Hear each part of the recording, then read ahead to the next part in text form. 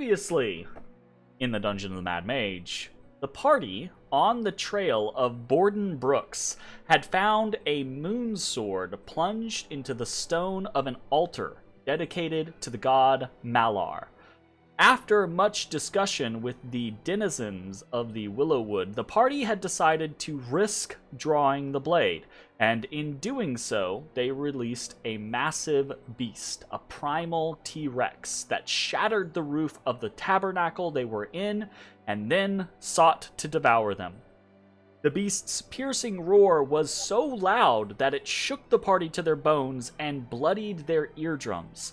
The creature bit down on Ashes, snatching the werewolf up in its jaws. It almost took off Bones' head with its tail, but as mighty a beast as it was, it could not persevere against the party's might. Eventually, Ashes, from inside the beast's mouth, thrust the moonblade into the creature's brain. After the party was bested,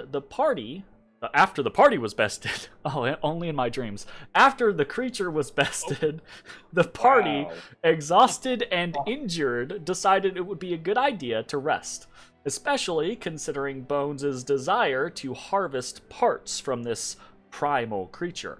The party worked together to aid Bones in his efforts and set about resting and healing their wounds. In the meantime, Ashes was able to speak with the Moonblade, a sentient being named Zalara.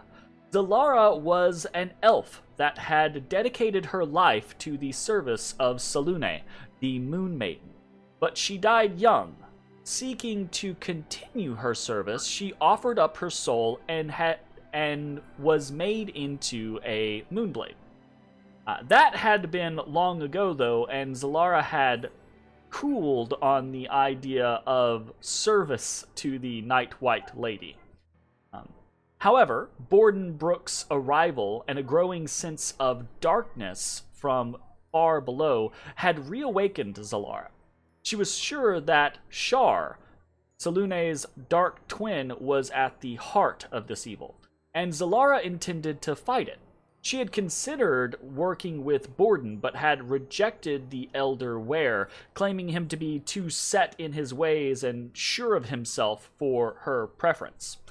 Ashes, inquisitive about this encounter, asked about the curse that Borden had placed upon the altar. Zalara explained that, to her understanding, Borden had placed no such curse. That he had detected the triggering of the altar and merely removed its camouflage, so that others would be able to sense the danger more clearly.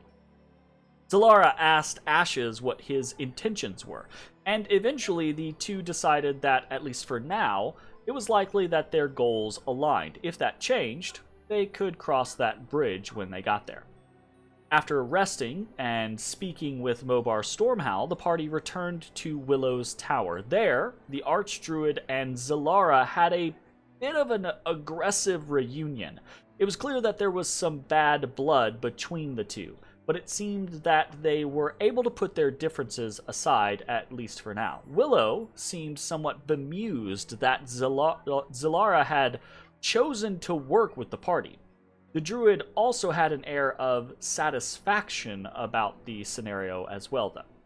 Ultimately, Willow granted the party her protection, and with that, the party was prepared to brave the magic gates once more. This time, with the destination of the second floor, intending to head back to the third and meet with the Skulltakers and Azrock. Then, onwards to the fourth, to deal with Elune, the Aboleth. Hey everybody, thanks for watching. If you enjoyed the video, consider leaving a like, commenting, or subscribing. It really helps me out. If you'd like to see me live, head over to my Twitch at twitch.tv/thedistanthorizon.